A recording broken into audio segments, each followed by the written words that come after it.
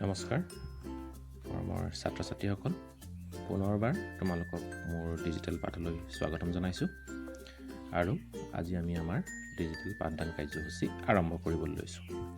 ছাত্ৰ ছাত্ৰীসকল আজি তোমালোকৰ লগত আলোচনা কৰিবলগীয়া মোৰ পাঠ হৈছে মহাত্মা গান্ধী আৰু ভাৰতৰ স্বাধীনতা সংগ্ৰাম। এই পাঠটিৰ অধ্যয়নৰ জৰিয়তে আজি আমি স্বাধীনতাৰ প্ৰাৰম্ভ অৰ্থাৎ স্বাধীনতাৰ আৰম্ভণিৰ বিষয়ে বা স্বাধীনতানো কেনেধৰণে স্বাধীনতাৰ পৰ্যায়সমূহ কেনেধৰণে আগবাঢ়িছিল তাৰ বিষয়ে আমি কিছু কথা জানিব পাৰিম। 1947 চনৰ 3 জুনৰ ঘোষণাপত্ৰৰ বিষয়ে জানিব পাৰিম, ভাৰত স্বাধীন আইনৰ বিষয়ে জানিব পাৰিম আৰু লগতে 15 আগষ্ট 1947 চনৰ স্বাধীন ভাৰতৰ জন্ম এই বিষয়ে কিছু কথা আমি জানিবলৈ সক্ষম হ'ম। এতিয়া আহিছোঁ আমি স্বাধীনতাৰ প্ৰাৰম্ভলৈ। দ্বিতীয় বিশ্বযুদ্ধত জয়ী হোৱাৰ পাছত ভাৰতীয়সকলক ব্ৰিটিছে কিছু ক্ষমতা দিব বিচাৰিছিল আৰু সেয়েহে ভাৰতৰ ভাইচৰয় লৰ্ড ৱাৰভেলে চিমলাত ৰাজনৈতিক নেতাসকলৰ এখন সন্মিলন অনুষ্ঠিত কৰিছিল, কিন্তু এই সন্মিলনখন অসফল হৈছিল। 1946 চনৰ শ্ৰমিক দলৰ নিৰ্বাচিত ব্ৰিটিছ প্ৰধানমন্ত্ৰী মিষ্টাৰ ক্লিমেণ্ট এটলিয়ে ভাৰতলৈ কেবিনেট মিছন পঠিয়াইছিল আৰু এই কেবিনেট মিছন পঠিওৱাৰ কাৰণ আছিল যে যি ভাৰতৰ অচলাৱস্থা চলি আছিল তাক দূৰীকৰণ কৰা আৰু ভাৰতক স্বাধীনতা প্ৰদান কৰা। আৰু এই কেবিনেট মিছনৰ সদস্যসমূহ আছিল sir Stafford Cripps, lord Pethick Lawrence আৰু এ.ভি. আলেকজেণ্ডাৰ। এই তিনিজন সদস্যৰে গঠিত কেবিনেট মিছনে ভাৰতৰ অচলাৱস্থা দূৰীকৰণ তথা ভাৰতৰ স্বাধীনতাৰ বাবে আহিছিল 1946 চনত। কেবিনেট মিছনৰ অনুমোদনসমূহ আছিল যে ব্ৰিটিছ অধিকৃত ভাৰতৰ লগতে দেশীয় ৰাজ্যবোৰক সামৰি বৈদেশিক পৰিক্ৰমা, প্ৰতিৰক্ষা আৰু যোগাযোগক নিয়ন্ত্ৰণত ৰাখি এখন যুক্তৰাষ্ট্ৰ গঠন কৰা আৰু ভাৰতক 3টা প্ৰাদেশিক গোটত বিভক্ত কৰা। আৰু এই 3টা ভাগ হৈছে ক মাদ্ৰাজ, বোম্বাই, কেন্দ্ৰীয় প্ৰদেশ, যুক্ত প্ৰদেশ, বিহাৰ আৰু উৰিষ্যা। খ ভাগটোত আছিল উত্তৰ পশ্চিম সীমান্ত প্ৰদেশ, পাঞ্জাৱ, সিন্ধু প্ৰদেশ আৰু বেলুচিস্তান আৰু গ তথা তৃতীয়টো ভাগত আছিল বাংলাদেশ আৰু অসম। দেশৰ ভৱিষ্যত সংবিধানৰ প্ৰস্তুতৰ বাবে এখন সংবিধান সভাও গঠন কৰা হ'ব।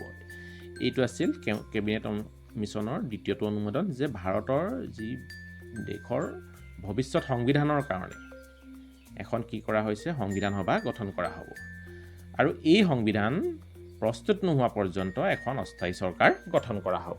এই 3টা কেবিনেট মিছনৰ অনুমোদন আছিল। সংবিধান সভাৰ বাবে হোৱা নিৰ্বাচনত কংগ্ৰেছ দলে অধিকাসন পাইছিল আৰু মুছলিম লীগে এই সমিতিখন বৰ্জন কৰে আৰু 16 আগষ্ট 1946 চনত পাকিস্তান পাবলৈ প্ৰত্যক্ষ দাবী দিৱস পালন কৰে। দেশৰ বিভিন্ন অঞ্চলত বিশেষকৈ বংগদেশত সাম্প্ৰদায়িক সংঘৰ্ষৰ সূত্ৰপাত হৈছিল আৰু এই সংঘৰ্ষই ব্যাপক ৰূপ ধাৰণ কৰিছিল। জৱাহৰলাল নেহৰুৰ নেতৃত্বত অন্তৱৰ্তীকালীন চৰকাৰ গঠন কৰা হৈছিল। মুছলিম লীগে উক্ত চৰকাৰত অংশগ্ৰহণৰ আগ্ৰহ প্ৰকাশ কৰা নাছিল, কিন্তু পাছলৈ নিজৰ মত সাপেক্ষে এই মন্ত্ৰীসভাত যোগদান কৰিছিল। 1947 চনৰ 20 ফেব্ৰুৱাৰীত ব্ৰিটিছ প্ৰধানমন্ত্ৰী এটলিয়ে আনুষ্ঠানিকভাৱে ঘোষণা কৰি ভাৰতৰ জনগণক ক্ষমতা প্ৰদানৰ দিন 1948 চনৰ জুন মাহৰ পাছলৈ নিয়া হ'ব বুলি কৈছিল। 1947 চনৰ মাৰ্চ মাহত লৰ্ড ৱাভেলৰ ঠাইত লৰ্ড মাউণ্টবেটেন ভাৰতৰ ভাইচৰয় হৈছিল। এতিয়া আহিছোঁ আমি 1947 চনৰ 3 জুনৰ ঘোষণাপত্ৰলৈ।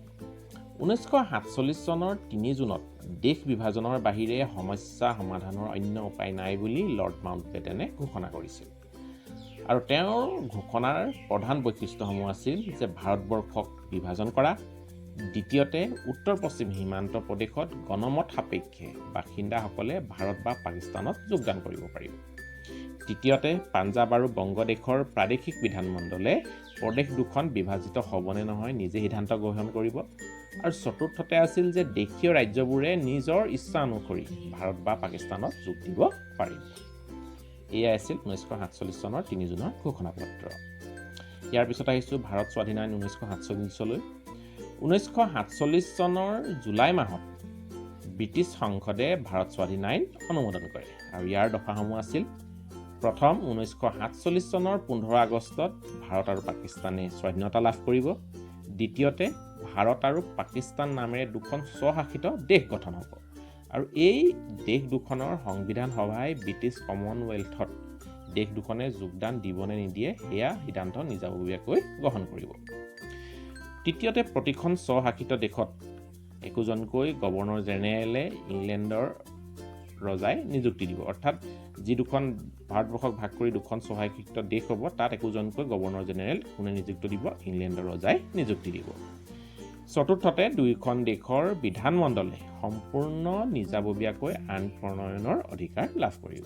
আৰু চতুৰ্থতে কি আছিল যে যি দুখন দেশ গঠন কৰা হ'ব সেই দেশ দুখনৰ বিধানমণ্ডলে সম্পূৰ্ণ নিজাববীয়াকৈ আইন প্ৰস্তুত কৰাৰ অধিকাৰ লাভ কৰিব। এতিয়া আহিছোঁ 15 আগষ্ট 1947 চন, স্বাধীন ভাৰতৰ জন্ম। 1947 চনৰ 15 আগষ্টত ভাৰতৰ ব্ৰিটিছ ৰাজত্বৰ অৱসান হয় আৰু সেয়েহে আমি এই 15 আগষ্টটো প্ৰত্যেক বছৰেই আমি কি পাতোঁ? স্বাধীনতা দিৱস হিচাপে পালন কৰি আহিছোঁ। সমগ্ৰ দেশ ভাৰত আৰু পাকিস্তান নামেৰে দুভাগত বিভক্ত হয় আৰু গোটেই সমগ্ৰ ভাৰতবৰ্ষখন দুখন দেশত বিভক্ত হৈ পৰে আৰু সেয়া হৈছে ভাৰতবৰ্ষ আৰু পাকিস্তান। মহম্মদ আলী জিন্না পাকিস্তানৰ প্ৰথম গভৰ্ণৰ জেনেৰেল হয় আৰু ভাৰতৰ গভৰ্ণৰ জেনেৰেল হয় লৰ্ড মাউণ্টবেটেন। জৱাহৰলাল নেহৰু ভাৰতৰ প্ৰধানমন্ত্ৰীৰূপে শপত গ্ৰহণ কৰে। 1947 চনৰ 17 আগষ্টত ৰেড ক্লিফ ৰেখাক ভাৰত আৰু পাকিস্তানৰ সীমা বুলি গ্ৰহণ কৰা হয় আৰু 1947 চনৰ 17 আগষ্টত যিডাল ৰেড ক্লিফ ৰেখা আছিল সেই ৰেখাকেই ভাৰত আৰু পাকিস্তানৰ সীমা বুলি গ্ৰহণ কৰা হয় আৰু 1971 চনত মাৰ্চ মাহত বাংলাদেশ স্বাধীন হয় আৰু এই বাংলাদেশ পাকিস্তানৰ পৰা স্বাধীন হয়। ইয়াৰ আগতে পশ্চিম পাকিস্তান আৰু পূব পাকিস্তান আছিল, কিন্তু 1971 চনত মাৰ্চ মাহত ই স্বাধীন হৈ পিনি পূব পাকিস্তান স্বাধীন হৈ পিনি বাংলাদেশৰ সৃষ্টি কৰে। ৰেড ক্লিফ ৰেখাক ভাৰত আৰু বাংলাদেশৰ সীমা বুলিও গ্ৰহণ কৰে আৰু বাংলাদেশৰ জন্ম হোৱাৰ লগে লগে এই ৰেড ক্লিফ ৰেখাকে ভাৰত আৰু বাংলাদেশৰ সীমা বুলি গ্ৰহণ কৰা হয়। ছাত্ৰ ছাত্ৰীসকল, আজি তোমালোকৰ লগত এই পাঠৰ অধ্যয়নৰ জৰিয়তে অৰ্থাৎ মহাত্মা গান্ধী আৰু ভাৰতৰ স্বাধীনতা সংগ্ৰামৰ পাঠৰ অধ্যয়নৰ জৰিয়তে আমি কিছু কথা জানিবলৈ সক্ষম হ'লোঁ। এতিয়া তোমালোকৰলৈ মই কিছুমান গৃহকৰ্ম আগবঢ়াইছোঁ আৰু মোৰ প্ৰথমটো গৃহকৰ্ম হৈছে যে কিমান চনত কোনে আৰু কিয় ভাৰতলৈ কেবিনেট মিছন পঠিয়াইছিল। দ্বিতীয়তে কেবিনেট মিছনৰ সদস্য কোন কোন আছিল। তৃতীয়তে কেবিনেট মিছনে কি কি বিষয়ত অনুমোদন জনাইছিল। চতুৰ্থটো গৃহকৰ্ম হৈছে যে কোনে কেতিয়া আৰু কিয় প্ৰত্যক্ষ দাবী দিৱস পালন কৰিছিল। পঞ্চমত কিমান চনত লৰ্ড মাউণ্টবেটেন ভাৰতৰ ভাইচৰয় হৈছিল। 1947 চনৰ 3 জুনৰ ঘোষণাপত্ৰৰ মূল বৈশিষ্ট্যসমূহ কি আছিল। এয়া মোৰ ষষ্ঠটো গৃহকৰ্ম। সপ্তমত ভাৰত স্বাধীন আইন 1947 দফাসমূহ লিখা। অষ্টমটো গৃহকৰ্ম হৈছে যে স্বাধীন ভাৰতৰ প্ৰথম গভৰ্ণৰ জেনেৰেল কোন আছিল। মোৰ নৱম গৃহকৰ্ম হৈছে পাকিস্তানৰ প্ৰথম গভৰ্ণৰ জেনেৰেল কোন আছিল। মোৰ দশমটো গৃহকৰ্ম হৈছে যে কিমান চনৰ কি তাৰিখে ৰেড ক্লিফ ৰেখাক ভাৰত পাকিস্তানৰ সীমা বুলি গ্ৰহণ কৰা হয়। একাদশত কিমান চনত বাংলাদেশৰ জন্ম হৈছিল আৰু মোৰ দ্বাদশ তথা আজিৰ অন্তিমটো গৃহকৰ্ম হৈছে যে ভাৰত আৰু বাংলাদেশৰ সীমাৰেখাডালৰ নাম কি। ছাত্ৰ ছাত্ৰীসকল, তোমালোকে ভালদৰে পাঠটো অধ্যয়ন কৰিবা আৰু এই গৃহকৰ্মকেইটা কৰিবলৈ যত্ন কৰিবা। আৰু আজিলৈ মোৰ এই ডিজিটেল পাঠদান কাৰ্যসূচী ইমানতে সামৰিবলৈ লৈছোঁ। ধন্যবাদ।